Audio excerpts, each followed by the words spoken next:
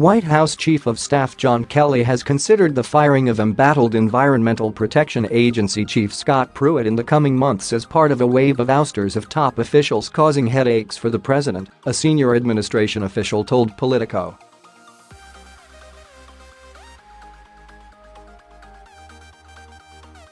Pruitt is still hanging on for now, in part because Kelly wanted to wait for an upcoming EPA Inspector General's report into his expensive travels, the senior official said.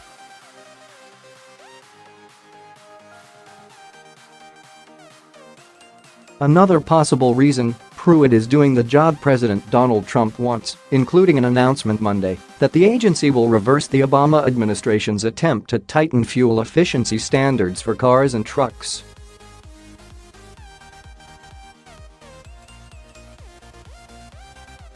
Multiple people close to the president still argue that Pruitt is one of Trump's most effective cabinet members in making policy, despite the steady drumbeat of headlines about his lavish travel expenses, high security costs, and, most recently, the $50 a night lodging he secured for several months last year in a lobbyist's Capitol Hill condo.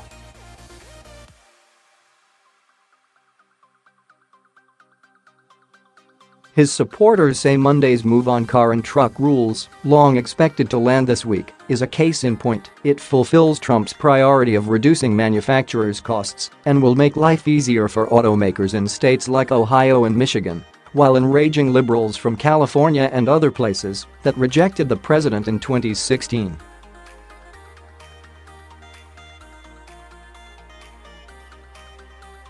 Scott Pruitt has proven that he's not afraid to stick his neck out and take on some big issues, and this is another example of that, said Myron Ebell, the energy director at the Competitive Enterprise Institute who ran Trump's EPA transition team.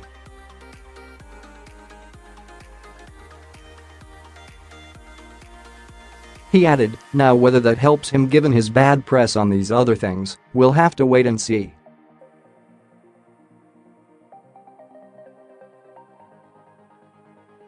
Mike McKenna, an energy lobbyist who worked on the administration's transition team, said he doubts the recent news stories about Pruitt would even register with the White House when compared with his policy efforts, including the move to reverse fuel standards.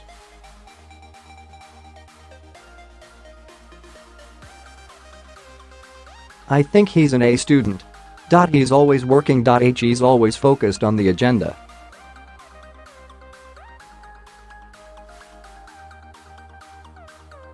He's always trying to figure out ways to make the boss look good."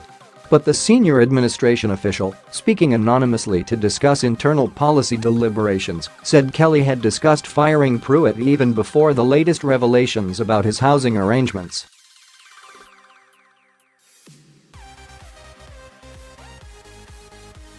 The official said Kelly had been waiting for the release of a forthcoming EPA Inspector General's report on Pruitt's travels, which senior aides expected would be damning.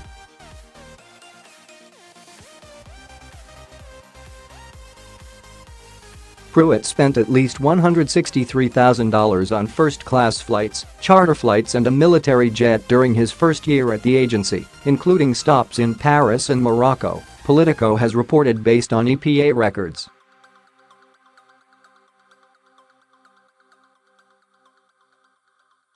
Kelly and other aides were also waiting for IG reports on housing and urban development Secretary Ben Carson and then Veterans Affairs Secretary David Shulkin, the official said.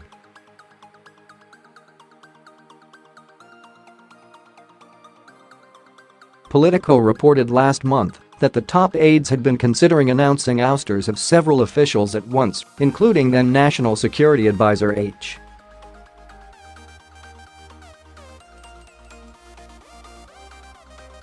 R. McMaster, until Trump upended those plans by abruptly firing McMaster late last month.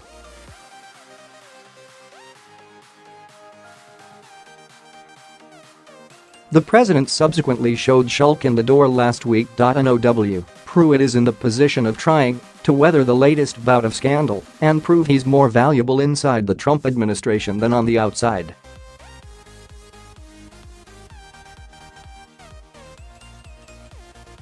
White House aides have privately expressed exasperation with Pruitt in recent weeks over the series of negative stories that dominated headlines, paired with reports, including in Politico, that he was interested in replacing the even more embattled Jeff Sessions as Attorney General.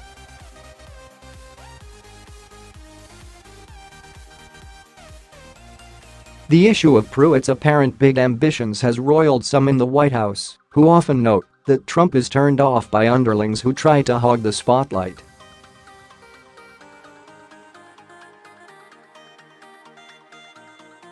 Still, a second senior administration official told Politico last week that the White House stands behind Pruitt, even if the condo lease probably does not show the best judgment.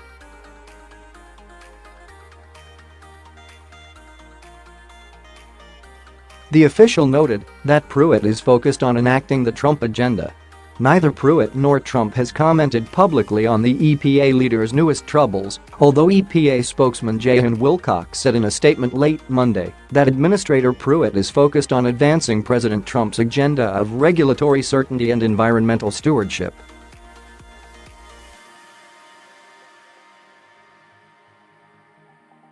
As examples, Wilcox cited Pruitt's successful effort to persuade Trump to pull out of the Paris Climate Agreement, as well as work on repealing Barack Obama's major climate and water regulations and cleaning up toxic Superfund sites that have been languishing for decades.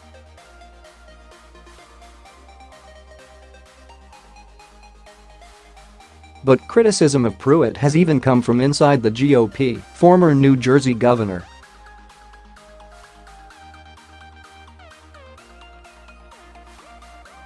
Chris Christie, who briefly oversaw Trump's post-election transition and who could be a contender to replace Sessions himself, said Sunday that he did not expect Pruitt to survive.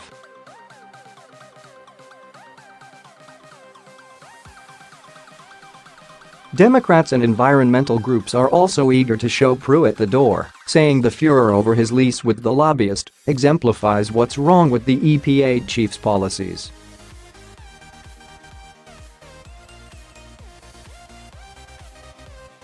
The national media spotlight on the fact that he quite literally is in the bed of industry lobbyists really exposes the broader pattern that we've seen from Scott Pruitt from the beginning, that he expects favors from polluter lobbyists because he is doing favors for polluter lobbyists, said Jeremy Simmons, vice president for political affairs at the Environmental Defense Fund.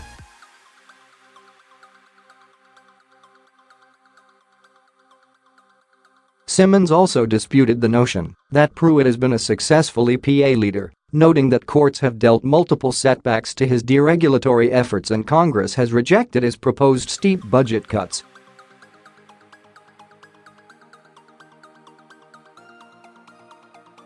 Yes, he has started things Trump wanted him to start, but I doubt that he will successfully finish things because he won't be here or because he's going to lose in the court of law, he said.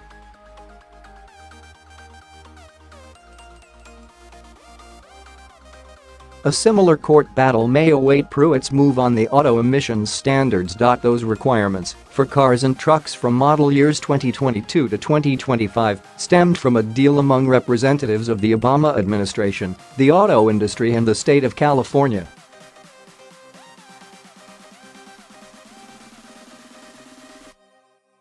The deal called on carmakers to make their vehicles burn less gasoline to reduce carbon dioxide emissions, and at the time, Obama's officials said it would cause new cars and trucks to achieve an average fuel efficiency of 54.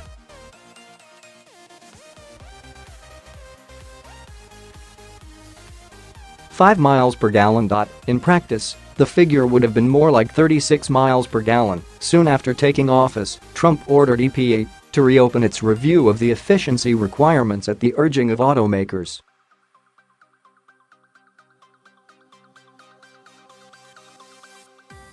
Pruitt had faced a Sunday deadline to decide whether to revisit the standards. EPA's announcement Monday said the standards are not appropriate and should be revised, leaving it for the agency to decide later what the new requirements should be.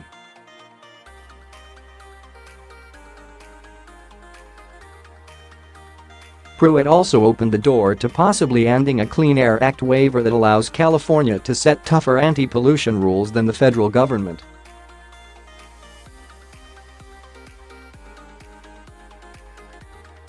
Cooperative federalism doesn't mean that one state can dictate standards for the rest of the country, Pruitt said, without explicitly saying he planned to revoke the waiver.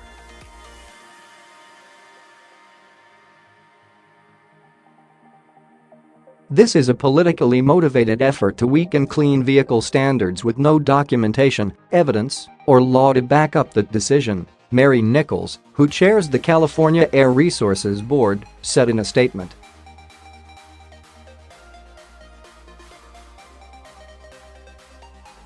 She added, "This decision takes the U.S. auto industry backward, and we will vigorously defend the existing clean vehicle standards and fight to preserve one national clean vehicle program."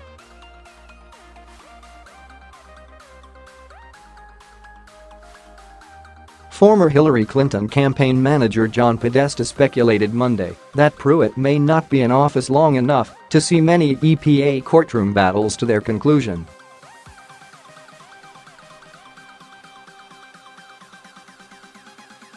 At some point, it becomes untenable for the administration to keep putting up with this publicity, Podesta told MSNBC.